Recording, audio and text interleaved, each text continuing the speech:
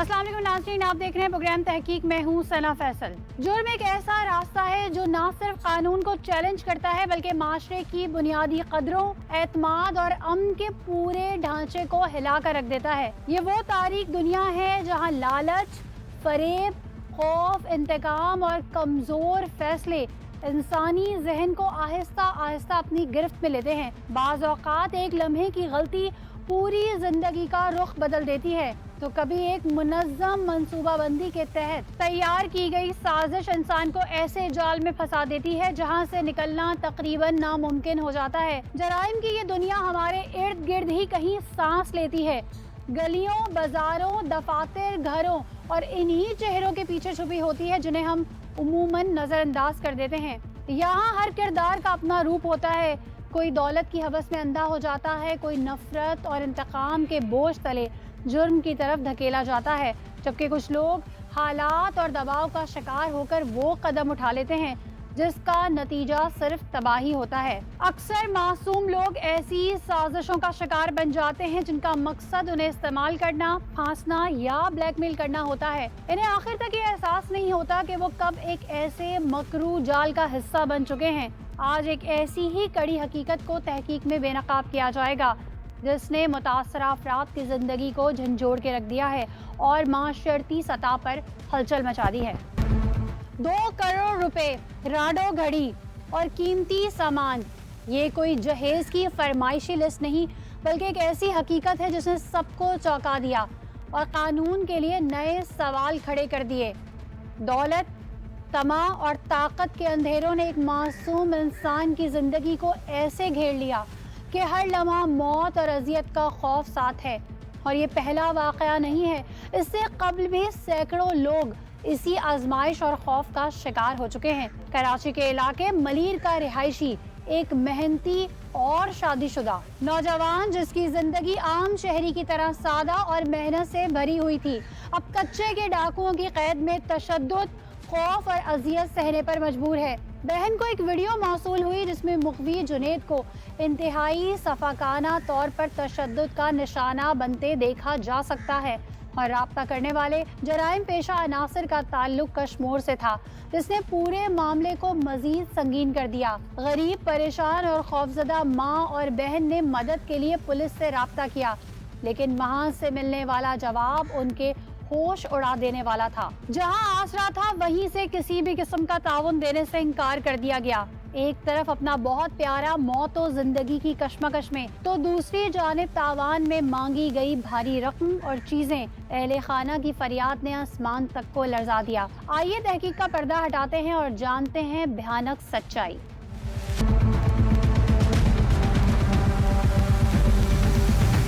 नाज़रीन, इस वक्त मैं उस बदकिस्मत घर के बाहर मौजूद हूँ जहाँ पे रहने वाला जो कि 1200 रुपये दिहाड़ी पर डे कमाता था, इस वक्त एक ऐसे शिकंजे में है, ऐसे लोगों के कब्जे में है जो इंतहाई बेरहम है। कब किस वक्त क्या करते हैं कुछ अंदाज़ा नहीं है और उनके सामने हमें ऐसा लगता है कि हमारी इंतज़ामिया, हमारी लॉ इन्फोर्समेंट भी बेबस नज़र आती है। जी हाँ नाज़रीन, मैं कच्चे के डाकुओं की बात कर रही हूँ। ये इलाका आप देख सकते हैं, मेरा कैमरा बखूबी दिखाएगा। यहाँ पे रहने वाले किस तरह से रहते होंगे, वो बिजली, गैस, पानी के बिलों से निकलेंगे तो ज़िंदगी की और दीगर ज़रूरियात के बारे में बात करेंगे। लेकिन यहाँ बात हो रही है एक ऐसे शख्स के हवाले से जिसे ना सिर्फ अगवा किया गया बल्कि तावान के लिए वो रकम मांगी जा रही है जो यहाँ रहने वाले नहीं दे सकते। उनकी फैमिली का क्या कहना है, ये तमाम मामला माजरा क्या था, आइए जानते हैं।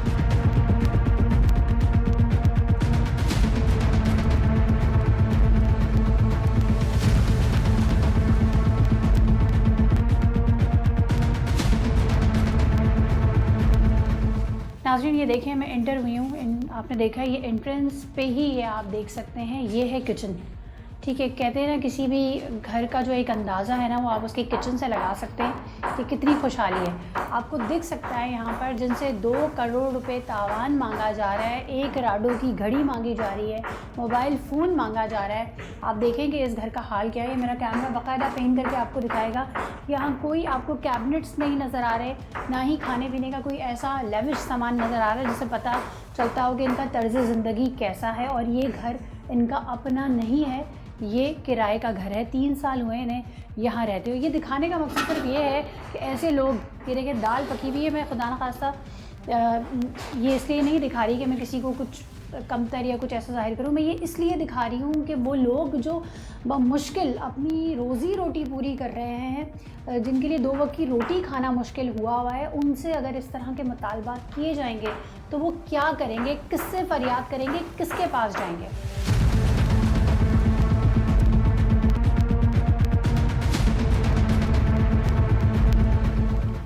किचन मैंने आपको नाज़रीन दिखाया, अब मैं ये आपको दिखाती हूँ। ये रूम है, ठीक है, ये 2 कमरों का घर है। ये आप चेक कर सकते हैं इस घर में क्या साजो सामान है। ये पंखा लगा हुआ है, कोई एसी नहीं है, कोई ऐसी चीज़ें नहीं है। दीवारों से प्लस्तर और कलर जो है वो उतर रहा है। कोई बेड सेट नहीं है, यहाँ 2 चारपाइयाँ हैं, यही है इनका टोटल सामान। एक फ्रिज है यहाँ पर, ये आप चेक कर सकते हैं। ये पूरा कमरा आप चेक करें। और यहाँ पे कितने लोग रहते हैं मैं आपको ये भी बताती हूँ। किचन में आपको दिखाया, ये एक कमरा दिखाया, और उससे मुतसिल ये एक और कमरा है जहाँ ये ऊपर फ़ैन नहीं है। देखें आप चेक करें, ये ऊपर नहीं है फ़ैन, एक फ़ैन ये है पेडिस्टल फ़ैन। उसके अलावा यहाँ पे एक चटाई रखी हुई है।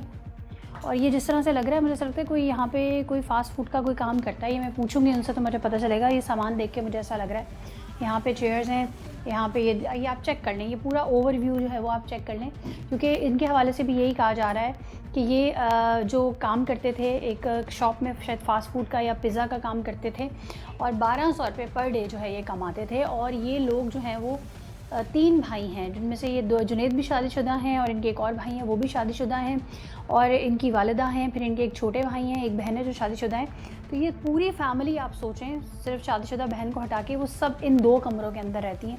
यहाँ आप चेक कर लें, ये छोटा सा इन्होंने वॉशिंग एरिया बनाया हुआ है, ठीक है, और उसके बाद ये एक ही वॉशरूम है इस घर में। ये पूरा घर जो मैं आपको दिखा रही हूँ ना, ये चेक करें, वॉशरूम दिखाएँ, ये जो, और ऊपर मैं खड़ी हुई हूँ ना, आप देखें यहाँ से ना पानी गिर रहा है। चेक करें सीलिंग, मैं भी खड़ी हुई हूँ तो ये मेरे ऊपर पानी गिर रहा था। तो ये कसमा पुरसी है इस घर के अंदर, ये हालात हैं, ये तमाम चीज़ें हैं। इतनी गुर्बत है कि बस जैसे कहते हैं ना, सर छुपाने को सिर्फ छत का एक आसरा होता है, तो वो वाला इनका आलम है कि अगर ये गुर्बत की वो चादर है जिससे अगर ये अपना सर ढकते हैं तो पाँव नज़र आते हैं, और पाँव ढकते हैं तो सर नज़र आता है। इनकी फ़ैमिली के साथ हुआ क्या है, जुनैद कहाँ हैं, कैसे जो है वो उन्हें किडनैप किया गया, ये मुतालबात जो किए जा रहे हैं वो कैसे फ़ोन कॉल पे किए जा रहे हैं, कैसे किए जा रहे हैं, तमाम चीज़ें जानते हैं।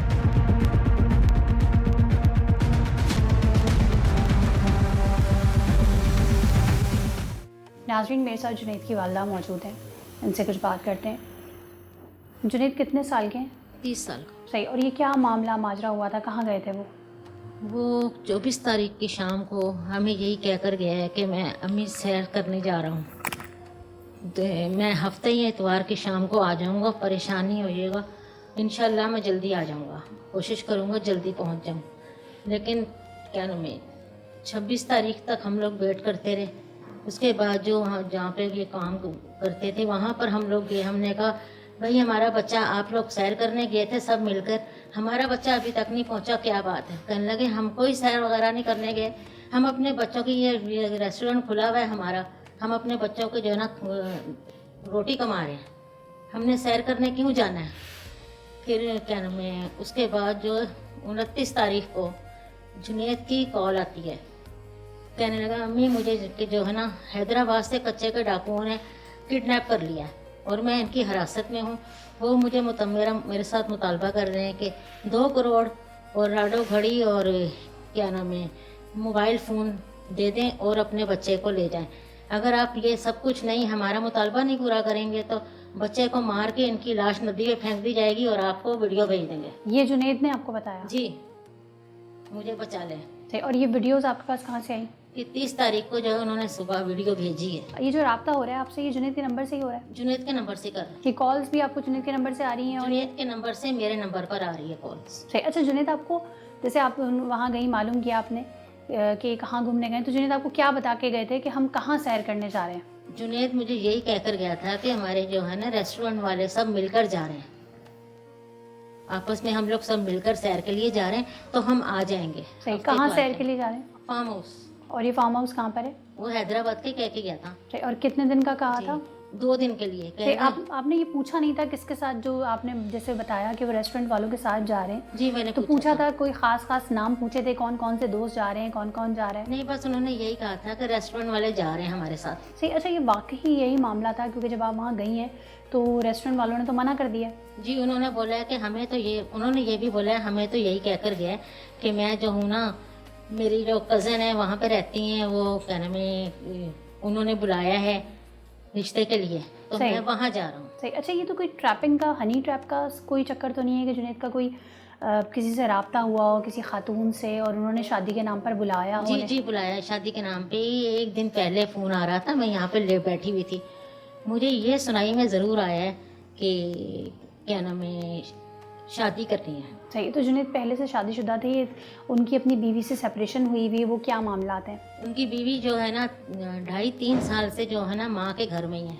और उन्होंने केस किया हुआ है। सही है। शादी कितने साल पहले हुई? शादी को 3 साल हुए हैं, चौथा लगा है। ठीक है, 3। तो फिर कितने टाइम के बाद वो अपने घर चली गई, और क्या तकरीबन वजूहत 20-25 दिन ही रही हैं मुश्किल से। तो वजह क्या बताई? बस यही कहने क्या नाम है, जो है ना खर्चे के लिए।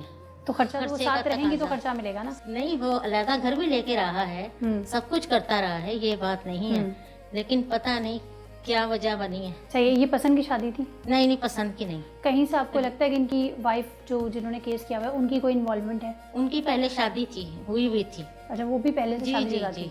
जी, तो उनकी भी पहले शादी हुई थी, इनकी भी दूसरी शादी की थी। जुनैद की भी दूसरी जी, शादी जी, की थी। जी। पहला क्या मामला हुआ था?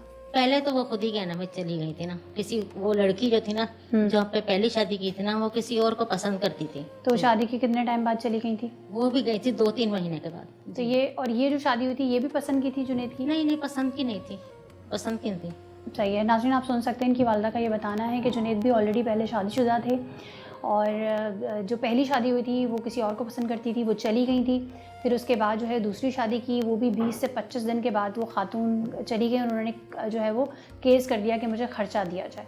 और इसमें भी कुछ ऐसा ही लग रहा है कि जैसे इनकी वालदा का कहना है कि उनको ये कह के गए थे कि मैं अपने दोस्तों के साथ सैर के लिए हैदराबाद जा रहा हूँ। जब वो नहीं आए, कोई रब्ता नहीं हुआ, और इनकी वालिदा उस जगह पहुँची जहाँ वो काम करते थे, तो उन्होंने ये बताया कि हमें ये कह के गया था कि मेरी कज़न है रिश्ते के लिए, उसने मुझे बुलाया। और इनके कान में भी एक दिन पहले ये वाली बात पड़ी थी कि हम शादी कर लेंगे। ये ऐसी कोई बात आप बता रही हैं? जी। सही। शादी के चक्कर में बुलाया गया उसको। उसके बाद आपको अब तक वहाँ से कितनी कॉल्स आ चुकी हैं, और वो लोग क्या कहते हैं? सिर्फ 2 दफ़ा। एक पहली कॉल जिसमें जुनैद से आपकी बात करेगी, और दूसरी कॉल्स में वो मुतालबा कर रहे थे कि पैसे दे दें, जो हमने डिमांड की है, हमारी डिमांड पूरी कर दें तो हम आपका बच्चा दे देंगे, अगर नहीं तो फिर जो है ना हम इसको गोली मार देंगे। सही। तो आपने उनको क्या बताया कि हम हमारा हाल देखें? हमने कहा है कि मैं गरीब बेवा औरत हूँ, मैं खुद मेहनत करती हूँ, आप इस गरीब बच्चे से क्या लेंगे, इसको मार के, गोली मार के इसको क्या लेंगे, इसको छोड़ दीजिए। आपको अल्लाह का वास्ता, आपको इस कुरान पाक का वास्ता है, आप इस बच्चे को छोड़ दें। वहाँ से कोई आपसे बात करता है?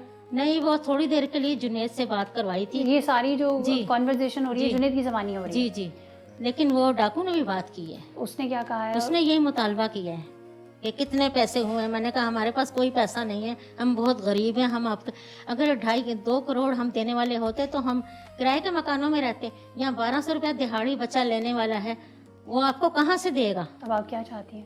मैं यही चाहती हूँ कि मेरा बच्चा जल्द से जल्द मुझे मिल जाए। सही। अब अभी आपको कोई खैर खबर है उसकी? उसके बगैर बहुत परेशान हूँ, सारी रात में सोती नहीं हूँ, मुझे सुकून नहीं मिलता, मेरे कानों में उसकी आवाज़ गूंजती है। मेरा वो वाहिद कमाने वाला था, मुझे अपना बच्चा चाहिए। मैं सबसे अपील करती हूँ कि मुझे अपना बच्चा चाहिए।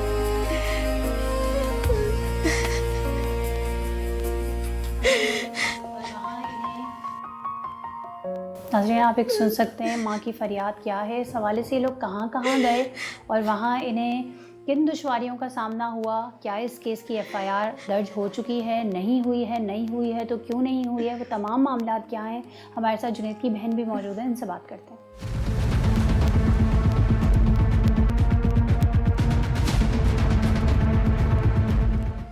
नाज़रीन, मेरे साथ जुनैद की सिस्टर मौजूद हैं, इनसे कुछ बात करते हैं। कैसा जुनेद भाई था आपका? मेरा भाई जिम्मेदार था, रिस्पॉन्सिबल था, या ये जिस तरह से हम सुनने में आ रहा है कि शायद कोई लड़की का चक्कर था, ये तमाम मामला क्या थे? जी, मेरा भाई बहुत ज़िम्मेदार था, बहुत अच्छा भाई था मेरा। अल्लाह का शुक्र है कभी भी इन चक्करों में वो नहीं पड़े। बस ये पता नहीं कहाँ से इनको हनी ट्रैप का, ये किसी लड़की ने इनको वो करा हुआ था, फेसबुक से हनी ट्रैप होकर वो यहाँ से गए हैं। तो आप जानती थी कौन सी? नहीं, मैं नहीं जानती थी। बस मुझे ये बता रहे थे, अपनी वाइफ से भी बहुत वो तंग थे, बहुत परेशान रहते थे। वाइफ वाले क्या मामला हैं कि पहले एक शादी हुई, फिर वो चली गई छोड़कर, फिर दूसरी शादी हुई, फिर वो चली गई, ये मामला बताएं। जी, उनकी पहले शादी हुई थी। उनकी वाइफ, जो पहली वाइफ थी ना, वो हम लोग ना बिल्कुल भी रजामंद नहीं थे उस शादी से, लेकिन मेरा भाई बोला था मैं वहीं शादी करूँगा। रिश्ता करवाने वाली ने करवाया था। फिर वो किसी और को लाइक करती थी, फिर उन्होंने मेरे भाई से डिवोर्स लेके उनसे शादी कर ली। फिर उसके बाद दोबारा शादी की कितने अरसे के बाद? उसके बाद फिर हम लोगों ने 1-1.5 साल के बाद दोबारा भाई की दूसरी शादी करी। वो पसंद की थी, वो किसी रेफरेंस? नहीं, वो रिश्ता कराने वाली ही ने ही करवाई थी। मेरे भाई किसी को भी लाइक नहीं करते थे। रिश्ता करवाने वाली ने वो करवाई थी, हमें पता नहीं। और हम लोग उनके घर गए, उन्होंने हमारी बहुत खातिर दरवाज़ा करी, और जो उनके विटनेस थे ना, वो सारे उन लोगों ने ख़रीदे हुए विटनेस थे उनके। कोई भी उनका रिश्तेदार नहीं था। वो कहते थे हमारा कोई रिश्तेदार हमसे नहीं मिलता, हमने सबको छोड़ दिया है। लेकिन हमें मालूम नहीं था कि वो ऐसे लोग हैं। कैसे लोग हैं? अच्छे लोग नहीं थे वो बिल्कुल भी ना। क्या होता था उनके यहाँ और किस तरह से अच्छे लोग नहीं थे? बस लोग ही हमें बताते ये अच्छे लोग नहीं, आप लोग कहाँ फंस गए हो यहाँ पे शादी करके। सही। तो फिर आपने शादी की, वो घर में आई, फिर उनके जी वो घर पे आई, और उनकी पहले से ही जब शादी नहीं हुई थी ना, उन्होंने कह दिया था कि मेरी बेटी अलग रहेगी, उनकी मदर ने ना। तो मेरे भाई ने घर रेंट पे लिया था, रेंट पे घर वर लिया। फिर ये जब घर भी इनका रेंट पे ले लिया था, लेकिन फिर भी वो नहीं रह पाई। वो पहले से वो भी शादीशुदा थी, उनकी एक बेटी भी थी। वो बच्ची भी साथ में? जी, वो बच्ची भी साथ में आ गई थी। सही है। पहले तो उनकी मदर ने कहा था कि ये मैं इनको खुद रखूंगी, लेकिन फिर वो इतना वो बच्ची को लेकर आ गई। वो बच्ची भी मेरे भाई से बदतमीजी करती थी, वो खुद भी। और ये औरत खुद मेरे भाई को इतना मारती थी, अभी भी आप यकीन माने, मेरा भाई जब भी चाहता था ना, उसकी माँ उसको मिलने नहीं देती थी। तो वो कहती थी कि जाओ यहाँ से दफ़ा हो जाओ, तो मुझे सिर्फ खर्चा दो। तो मेरा भाई रोड पे खड़े होकर बोलता था ये मेरी बीवी है। सही है। नाज़रीन, जितनी ये बता रही हैं, देखें आप, वालदा इस वक्त रो रही हैं, उनका हाल जो है वो इस वक्त बहुत, आप देखें, मैं ये माँ के आंसू इसलिए दिखाना चाहती हूँ कि इसको देखकर शायद रहम आ जाए उन लोगों को जो कि इनकी दाद रसी कर सकते हैं, जो कि इनका मसला हल कर सकते हैं, जो कि इनकी चीज़ें सॉल्व कर सकते हैं। मेरा बेटा मुझे चाहिए, मुझे अपना बच्चा चाहिए, बस नाज़रीन, ये जो कच्चे के डाकू होते हैं, ये किस तरीके से टारगेट करते हैं? जैसे कि आपको पता चला है 20 में, जो वो अभी तक जो इनिशियल हमारी गुफ्तगू हुई है उसमें यही पता चला है कि कोई हनी ट्रैप का ये वाक़या लग रहा है, इसमें कुछ इस तरीके से है। पुलिस क्यों नहीं रेस्क्यू कर पाती है? अभी तक जितना भी हमने देखा है उसमें ये देखा है कि बेसिकली ये जंगलात और इस तरह की जगहों पे रहते हैं जहाँ गाड़ी नहीं जा सकती। फिर उनके पास जिस तरह के वेपन्स होते हैं ना, उन वेपन्स की वजह से भी नहीं जाया जा सकता। इनकी इतनी दहशत होती है इन डाकुओं का, इसलिए इतना रोब दबदब भी होता है कि इनके पास रॉकेट लॉन्चर होता है, G3 होती है, SMG होती है, बल्कि 2 किलोमीटर तक मार करने वाली राइफलें होती हैं। इसलिए पुलिस के साथ इनका सीधा मुकाबला करना जो है ना, वो जानलेवा हो सकता है। लेकिन इस वक्त ये देखें, एक माँ रो रही है और फरियाद कर रही है। तारों से अपील है, मेरा बच्चा मुझे जल्दी से जल्दी पहुंचा दे मेरे पास, मुझे अपना बच्चा चाहिए बस।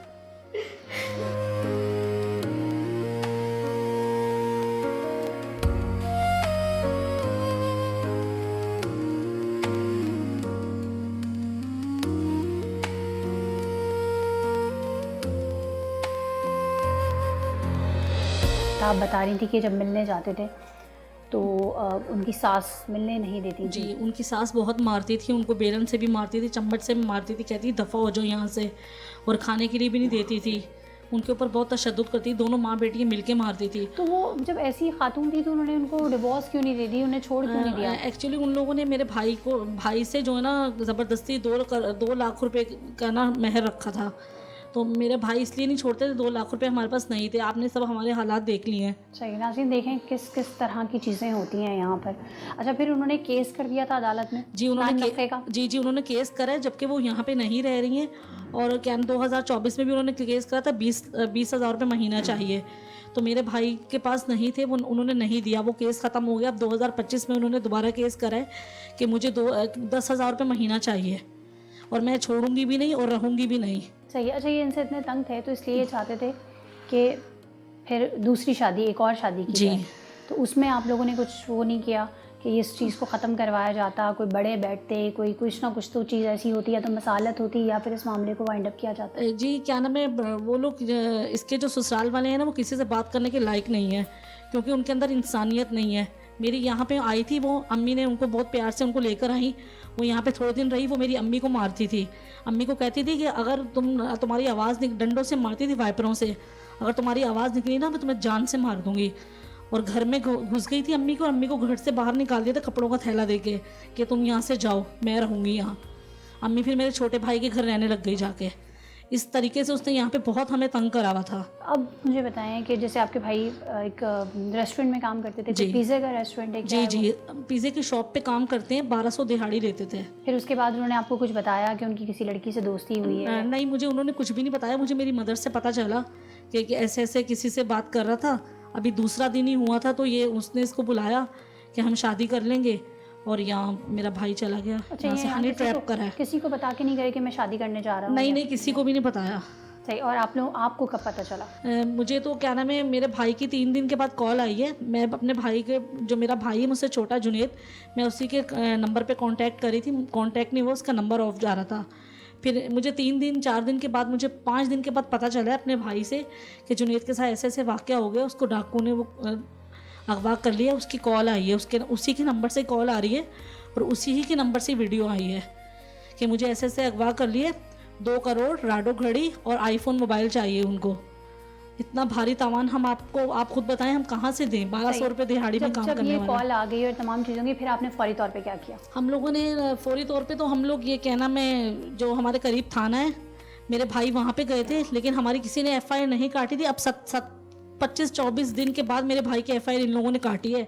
वो भी हम लोगों ने थाने गए थे? अल-फलाह थाने। सही। उन्होंने FIR क्यों नहीं काटी थी, क्या वजह? वो कह रहे हैं जहाँ पे उसने ये बताया मुझे मेरे भाई ने वीडियो में ये बोला है कि मुझे हैदराबाद से किडनैप करा है ना, मैं घूमने गया था तो मुझे हैदराबाद से इन्होंने पकड़ लिया। तो इन लोगों ने वीडियोस देखी, तो इन लोगों ने ये बोला कि जहाँ पे किडनैप होता है ना, वहीं पे FIR कटती है। जी, इन लोगों ने हमारी FIR नहीं काटी। फिर उसके बाद अब ये 24 दिन के बाद इन लोगों ने FIR काटी, वो भी हम लोगों ने किसी से प्रेशर डलवाया है। और फिर उसके बाद वो क्या कार्रवाई कर रहे हैं? अभी तक तो कुछ देखें 2 महीने हमें नज़र नहीं आया। सही। जब इतने दिनों IG सीन हम लोगों ने रेंजर्स और क्या नाम है ISS ऑफिस, वहाँ पे भी हम लोगों ने एप्लीकेशन वगैरह डाली है, गुलाम मेमन जो है उनको, अभी तक लेकिन कोई हमें रद्द-ओ-अमल नहीं आया नज़र। हम तमाम हसास अदारों से अपील करते हैं और हम जो ना तहफ़्फ़ुज़ दें, मेरे भाई को जल्द से जल्द रिहाई दिलवा दें। और आर्मी से अभी पता है आपको कि आपके भाई की क्या कंडीशन? नहीं, अभी हमें कुछ नहीं पता, राब्ता ही नहीं है। सही। अब जिस तरीके से आप लोग मीडिया पे बयान दे रहे हैं, ये तो बड़े बेरहम लोग होते हैं ना, इनका तो कोई भरोसा नहीं होता जी। तो आपको उन्होंने कुछ ऐसा रोका था कि आपने जो है वो लॉ एनफोर्समेंट एजेंसीज के पास नहीं जाना, या मीडिया की कुछ जी जी जी जी उन्होंने हर क्या नाम है, जब उनके मैसेज 2-3 दफ़ा कॉल आई हैं उनकी, उन्होंने यही बोला थी, ऑडियो कॉल नहीं, ऑडियो कॉल, उन्होंने यही बोला कि आप लोगों को बता रहे हो आप अपना बंदा मरवाना चाहते हो। और मेरा भाई यही बोल रहा है, जब भी 2 दफ़ा कॉल आई, यही बोल रहा है कि मुझे बचा लो, ये लोग मुझे मार देंगे। नाज़रीन, इससे पहले भी कई ऑपरेशंस हुए हैं, क्योंकि बेसिकली ये जो कच्चे के डाकू होते हैं, मैंने जैसे बताया, इनके पास जदीद तरीन असला होता है, रॉकेट लॉन्चर, G3 SMGs और इस तरह, और इनको इन इलाकों का महलों को इस तरह से पता होता है कि ये छुप जाते हैं, पुलिस की गाड़ियां अंदर तक नहीं जा पाती हैं।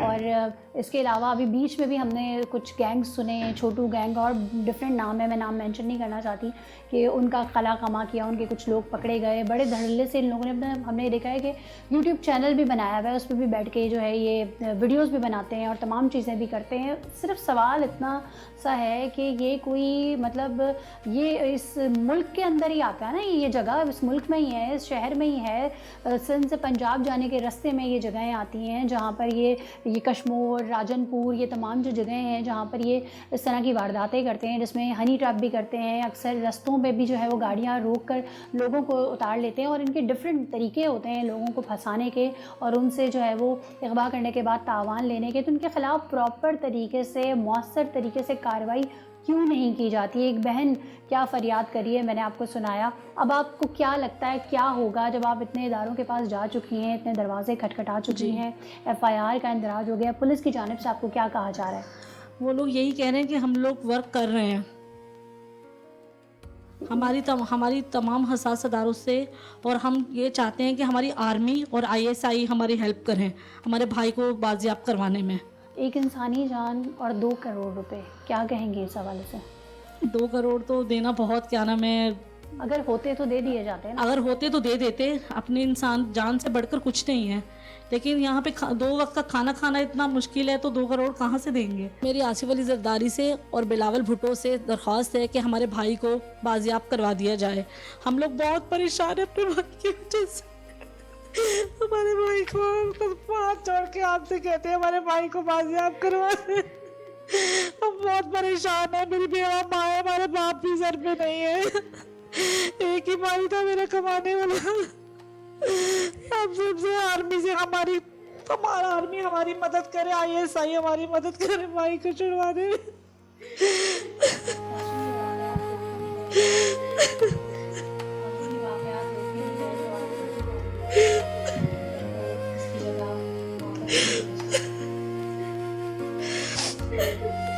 नाज़रीन, ये वाक़यात रोके नहीं गए तो आज इनकी फैमिली है, कल को इसकी जगह आप और हम भी हो सकते हैं। आँखों देखा अपना वाक़या बता रही हूँ, जो हमने आँखों से देखा है और सुना है कि इस तरह का ये पहला वाक़या नहीं है। ऐसे बहुत सारे वाक़यात हैं जो कि आपने सुने होंगे कि किस तरीके से हनी ट्रैप करके लोगों को किडनैप कर लिया जाता है, फिर उन पर तशद्दुद की वीडियो उनके ख़ानदान वालों को भेजकर उनको अजियत का निशाना बनाया जाता है। एक बहुत बड़े समाजी रहनुमा हैं, उनके पास इसी तरह से एक फ़ैमिली आई और उन्होंने ये कहा कि भाई आप जो है इसमें हमारी मदद करें। तो उन्होंने कहा कि मैं मदद सिर्फ इतनी कर सकता हूँ कि मैं वीडियो बनवा दूँगा, बस, इससे ज़्यादा मैं मदद नहीं कर सकता। तो इन लोगों की मदद कौन करेगा, इन लोगों का पुरसाने हाल कौन है, पुलिस का इस हवाले से क्या कहना है, वो तमाम चीज़ें जानते हैं।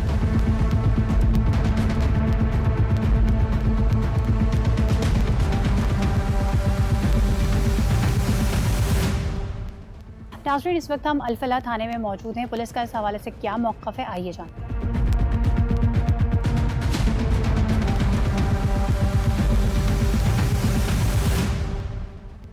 नाज़रीन, इस वक्त मेरे साथ SHO अल-फलाह थाना राव उमैर साहब मौजूद हैं। अस्सलाम वालेकुम। वालेकुम सलाम। आपके टाइम का शुक्रिया।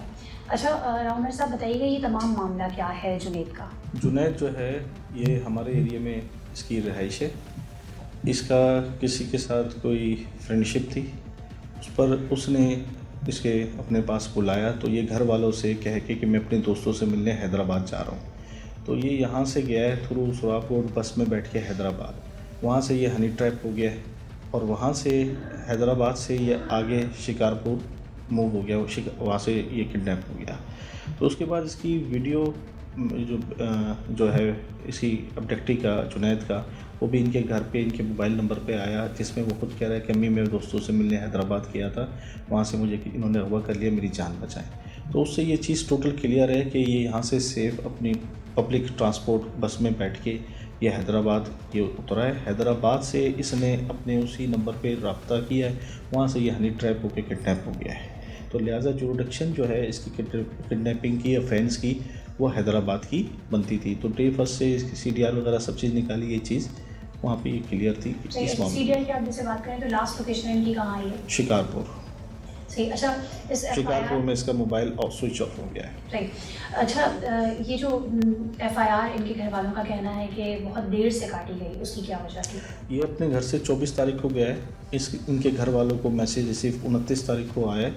30 तारीख को ये हमारे पास आए, जब इन्होंने हमें आके बताया कि वो हैदराबाद गया था और हैदराबाद से किडनैप हो गया, तो वो क्लियर था कि ऑफेंस जो है हैदराबाद हुआ है।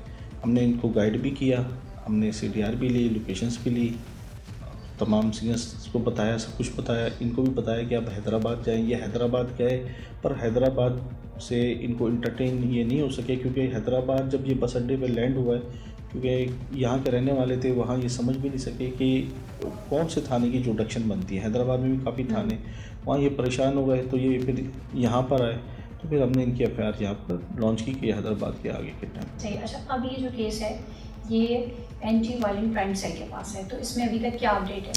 अच्छा, जो भी अगवा बराए तावान के केसेस होते हैं, इसमें काफ़ी टेक्निकल चीज़ें और टेक्निकल असिस करना पड़ता है, तो उसके लिए एक अलहदा से सेल बना हुआ है, AVCC, जिसे एंटी वायलेंट क्राइम सेल कहते हैं। तो वो FIR रजिस्टर्ड होते ही एंटी वायलेंट क्राइम सेल में चली जाती है और वहीं इन्वेस्टिगेट होती है। ठीक। अच्छा, हमने ये देखा है कच्चे के डाकुओं का बहुत ज़्यादा खौफ है और ज़्यादा केसेस हमने हनी ट्रैप के देखे हैं, इसमें भी यही हनी ट्रैप का मामला था। हनी ट्रैप का मामला है। कच्चे के डाकू काफ़ी ये देखने में आया है कि वो हनी ट्रैप के मामलात होते हैं जिसमें वो पंजाब साइड से भी लोग आते हैं, वहाँ ये चीज़ होती है। अक्सर हमने भी मीडिया से ही ये काफ़ी चीज़ें हमने देखी हैं और यही सेम मामला इधर इसके साथ भी हुआ है।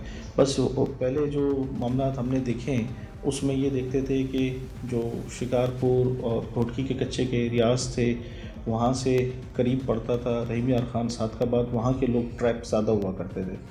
कराची से ज़रा कम दिखने में आया, तो ये देखने में कराची से ये गया है हैदराबाद और हैदराबाद से हनी ट्रैप हुआ है। काफ़ी लंबा डिस्टेंस है, तो ये पहली दफ़ा देखा है कि इतने लंबे डिस्टेंस से। अच्छा, हमने ये देखा है जो हनी ट्रैप किया जाता है इसी तरीके से फ़ोन कॉल्स पर, सोशल मीडिया के ज़रिए दोस्ती होती है उसके बाद किया जाता है। तो सोशल मीडिया इस हवाले से अवेयरनेस क्यों नहीं फैलाया कि ये चीज़ें इस तरह से होती हैं, लोग खुद क्यों इस जाल में फंस जाते हैं?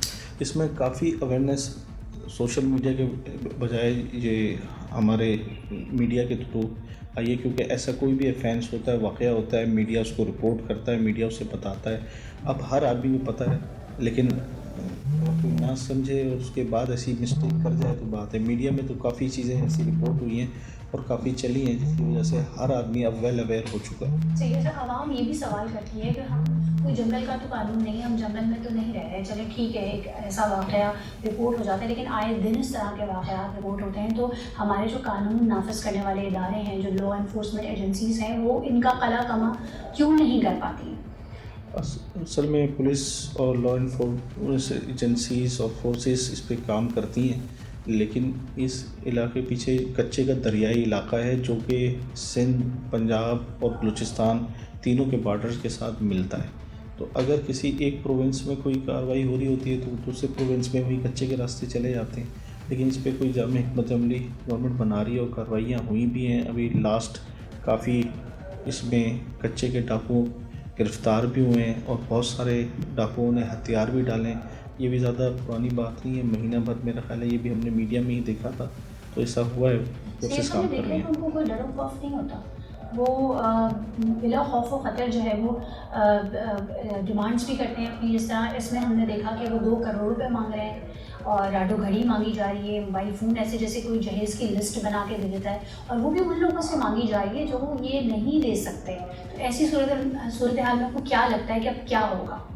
इसमें इन्वेस्टिगेशन ट्रांसफ़र हुई है, AVCC इंशाल्लाह वहाँ की लोकल पुलिस के साथ मिलकर भी कार्रवाई करेगी और इंशाल्लाह ये प्रॉपर्टी जो है रिकवर्ड होगा और जो इसमें मुलज़िमान शामिल हैं वो कैफ़े किरदार तक पहुँचेंगे। अच्छा, हमने ये देखा है कि ये जो कच्चे के डाकू हैं जो कश्मीर साइड के हैं या राजनपुर के हैं, बाकायदा इनके यूट्यूब चैनल्स भी बने हैं और इनकी एक हैबत है आवाम के ऊपर। देखिए, यूट्यूब चैनल से तो मोबाइल का दौर है, मोबाइल में कोई भी अपने मोबाइल से यूट्यूब चैनल बना सकता है, ये सब चीज़ें तो हैं, लेकिन इन तमाम चीज़ों को पुलिस भी और साइबर क्राइम वाले भी देख रहे हैं और उस पर वो एक्शन भी ले रहे हैं। अच्छा, लास्ट जुनैद से उसकी फैमिली का रब्ता कब हुआ था, कैसे हुआ था और अब कितने टाइम से बात नहीं हुई है और फर्दर इस पर क्या किया जा रहा है? ये उन्होंने 29 तारीख को पहला रब्ता किया था, फिर 1 तारीख को किया था, उसके बाद अभी जो ये जुनैद के भाई वाले जो है वो AVCC में रिपोर्ट करेंगे, तमाम चीज़ें वहाँ देंगे। इन राब्ते और इन कनेक्शन उन मोबाइल सिग्नल्स की वजह से ही वो आगे फर्दर एक्शन करेंगे। आवाम को मैसेज देना चाहते हैं इस हवाले से? आवाम को हमारा यही मैसेज है कि इस किस्म के हनी ट्रैप, इस किस्म के अननोन फ़ोन नंबर्स और इस किस्म के बहकावे में अपने आप को बचाएं, क्योंकि अगर कोई शख्स इनके हाथ लग के अगवा हो जाता है, पूरी फैमिली डिस्टर्ब हो जाती है। तो लिहाजा ये चीज़ें अब काफ़ी आम हो चुकी हैं, जिससे लोगों की समझ में आ गई हैं। तो कुछ लोग जो नासमझी में फिर भी नादानी करते हैं, वो इस चीज़ से सबक हासिल करें और इस सोशल मीडिया के ज़रिए होने वाली दोस्तियों से इज्तनाब करें।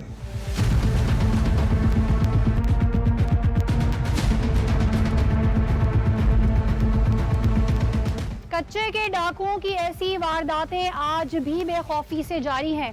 कभी हनी ट्रैप, कभी कोई और चाल और कभी किसी न किसी बहाने ये अफराद मासूम लोगों को माहिर शिकारी की तरह जाल में फंसाते हैं, बिल्कुल ऐसे जैसे कबूतर को दाना डालकर कैद कर लिया जाए। फिर शुरू होता है एक इंतहाई भयानक खेल जिसमें मुखवी की वीडियोस अहले खाना को भेजी जाती हैं और नफ्सियाती दबाव के जरिए रकम और कीमती अशिया के बदले आज़ादी देने का वादा किया जाता है, ये सोचे बगैर कि इस बेरहमाना सुलूक से इन खानदानों पर क्या गुजरती होगी जिनके प्यारे उनकी कैद में होते हैं। चंद 100 रुपए कमाने वाले गरीब मुखवी नौजवान की बहन और मां ने हुकूमत से मुतालबा किया है कि जुनैद को जल्द और बाहिफाजत बाजियाब कराया जाए। ये हकीकत है कि जुर्म कभी यकदम पैदा नहीं होता, इसके पीछे कोई ना कोई कहानी, मुहर्रिक या मंसूबा छुपा होता है जो नजर नहीं आता, लेकिन एक नए दिल फरेब रंग में हमारे आस पास मंडलाता है और मौका देखकर खौफनाक असर दिखाता है, क्योंकि जाहिर हर चीज नहीं बताता और सच हमेशा नजर नहीं आता। सना फैसल को इजाजत दें, फिर मुलाकात होगी किसी नए राज, नई कहानी और नई तहकीक के साथ। अल्लाह हाफ़िज़।